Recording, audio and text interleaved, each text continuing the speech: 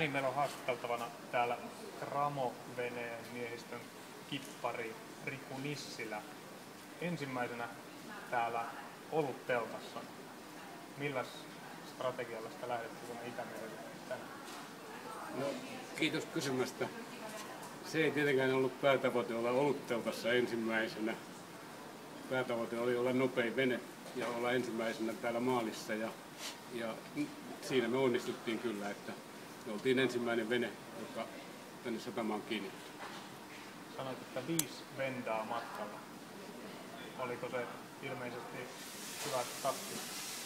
No 5 vendaa tuolle 40 mailin matkalle on aika vähän ja se on pariton määrä sen takia, että just ennen maalilinjaa piti vielä ottaa se 5. Et siinä mielessä tuulet oli kyllä suotuisat ja se oli mukavaa purjehtimista. Muuttuko